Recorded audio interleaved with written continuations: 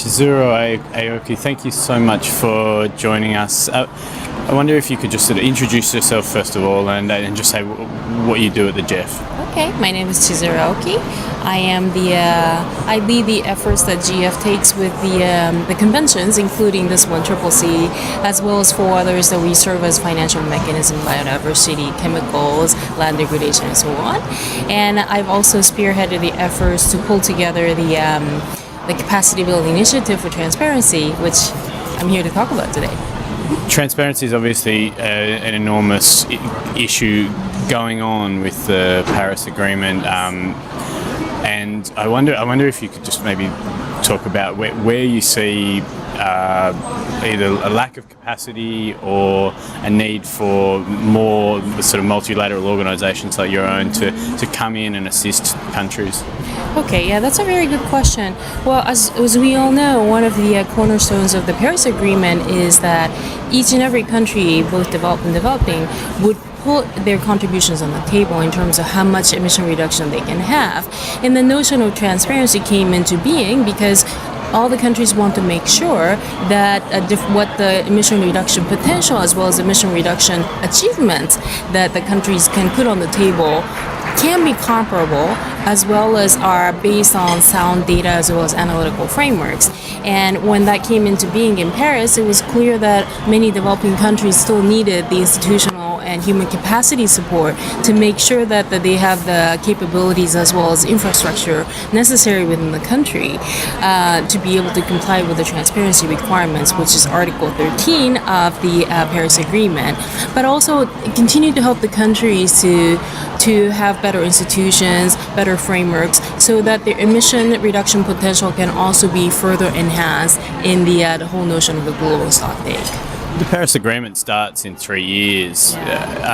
Is there any chance that we're going to see any kind of real institutional change in developing countries in that short a time? We believe so, because in a way a lot of countries have been asking for better tools, better methodologies, how they go about quantifying, qualifying emission reduction from certain sectors.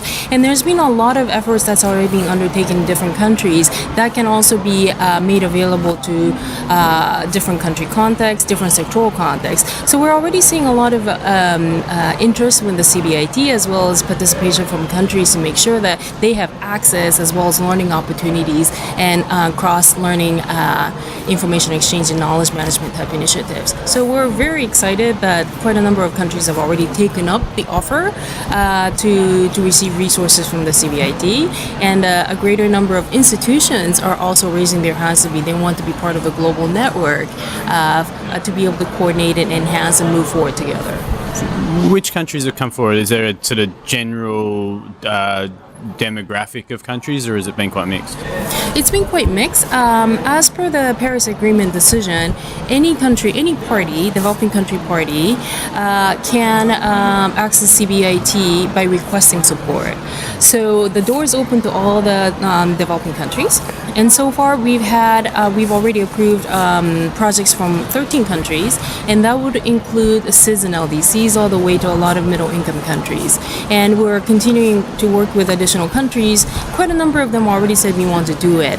And some of them would be focusing on, let's say, one sector. Others are more broadly interested in enhancing institutional setup as well, coordination within the country. So it all depends on what their needs are. And there is a non-exhaustive list of activities that the countries can come to us and say, this is where we need your support. So. Is it a difficult political space for you to be working in, because all these countries have quite a lot of skin in the game when it comes to transparency and to how their emissions are being measured? Is there like a political pushback against the conversations that you're having with these countries?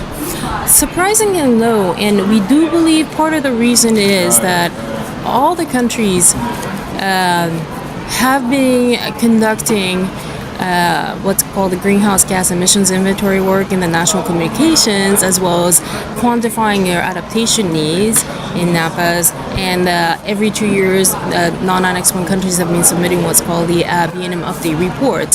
So the foundation, as well as some of the basic infrastructure, I would say, to do these kinds of data analysis, compilation, and submitting back to the CCC Secretariat, that's already been in there. So it's a question of how we make that more robust, and how do we make that more accurate, and how do we make sure that continues to be updated as well as shared in a way that everybody can actually really see in a more transparent manner than it's been before.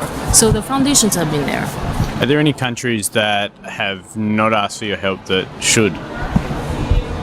Like we said, it's the Paris Agreement is very clear that any developing country party who wants to have access to the CBIT can come to the GEF, and we'll work with the country to make sure that whatever proposal that comes our way would meet the needs of that particular country.